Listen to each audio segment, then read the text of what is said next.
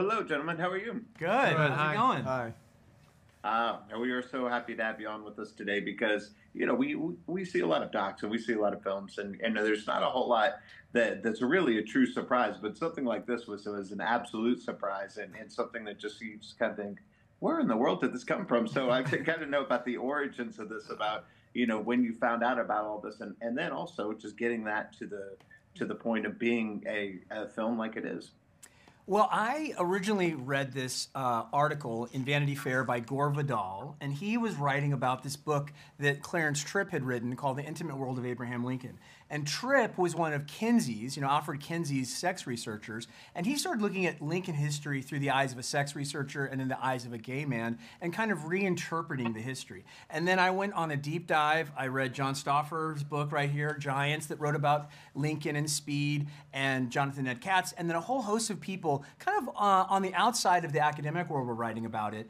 And I was pitching this around. I had probably the same reaction as you. I would tell people about it, and they'd be like, what? Lincoln's queer? What are you talking about? And so in my mind, I'm like, I got to make a documentary about this. I have to prove to people that this is true.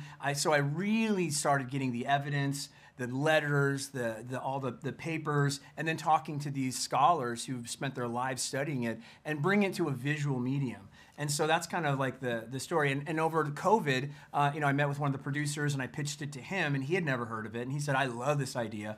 And it was off to the races. We did this completely independently outside of the system. Mm-hmm. Well, and as scholars, both Thomas and John, you must be, it's interesting to put your name on something out there like this too, but also very, very cool for you, right? Yeah, I consider it a great honor. I think it's a brilliant film, and not only in terms of the story it tells, but in terms of the beauty, the cinematography. I think it's just, it's truly an extraordinary film. I think and hope and it will do extremely well. It's a film that needs to be broadcast right now. The timing, I think, is perfect. This is a moment in which LGBTQ, the community, is much more vocal and visible than ever before.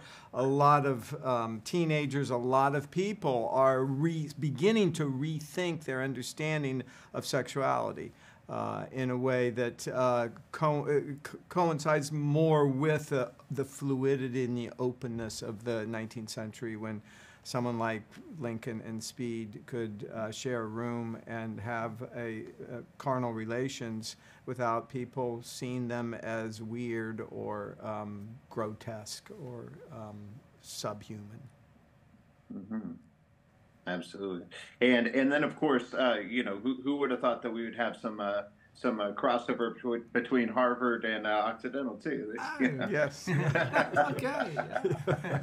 It takes a village. It takes a village. Because we have all kinds of scholars from all different backgrounds, yes, scientists and social scientists. That's right. So it's been really the warm welcome of people who put their lives into this work. It's been great to bring everybody together.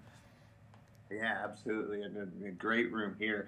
Now, of course, you each have your own specialty that people look up to and have for years, and thought, see, this is what I want to do, even though you do different things. What advice would each of you give to somebody that wants to follow in your footsteps as either an author, scholar, filmmaker?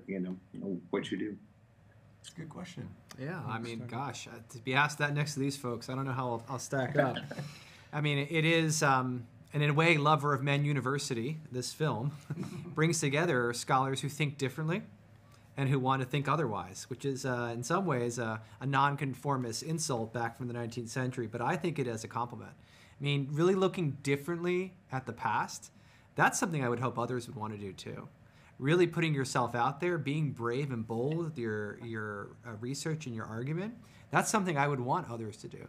I mean, I think, if anything, this film can inspire a new generation of scholars to take a closer look at the evidence, to not take anything that you've been given as face value, and to actually look at the sources. It's both written and visual, and I think that's where, sort of in our two disciplines here, we bring different styles of interpretation to bear. I also think with Lincoln specifically, here's someone who is literally on our monuments, on our currency, in really our hearts and minds. So there's an opportunity here to widen the scope of what is queer history in the process. And that's really exciting for me as someone who really identifies in this way and wants to broaden this scope of queer history as well. For me, if you want to go into this, I think documentary filmmaking is very similar to being a historian or writing a historical book, like these guys have written many books. And you have to be very dedicated, very detail-oriented, and put all of your heart and soul into it. I mean, it's time-consuming, and you have to be very passionate about it. So it's about picking something you're truly passionate about. And in this case, and John spoke to this, the timeliness of this. When I think about the queer kids and the trans kids in the state of Texas, where there are a lot of laws, a lot of lawmakers that are trying to make their lives very, very difficult. And these kids are just trying to find themselves, be comfortable with themselves, love the people they want to love. And so when you make a project like this, you take the facts, you take the history, but you also have a little extra behind it, which is bringing to light the empathy that Lincoln had and bringing to light the empathy that people should have for all of humanity. Because what the film shows is that sexual fluidity has been a part of human history since the beginning of history. It's only been very recently that we have had the binaries. The word homosexual and heterosexual were invented. These concepts completely made up in the 1870s. And then the psychological community and the lawmakers and the church have all taken these things and distorted them to what all of history is. And so what I love about Gen Z, and I say keep fighting on, Gen Z, they're seeing a bit of themselves in the past and trying to redefine what the current state of affairs is. Yeah. And John? Whitman says, "Trust thyself," in one of his great poems, and that's what Shaun has done, and it's what we have done, and it's what we hope viewers of the film will do. Trust thyself in terms of our how we feel about the idea of LGBTQ, about the idea of democracy, and don't let parents, don't let conservatives try to destroy humanity. The largest Well sense. said. Well, thank you all so much for your time, and thank you for making this film. I definitely look forward to talking to each of you a little bit more soon. We're going to tell everyone to check this out. Appreciate your time today. Thank you for your time. Thanks so Thank you so much. much. Take care.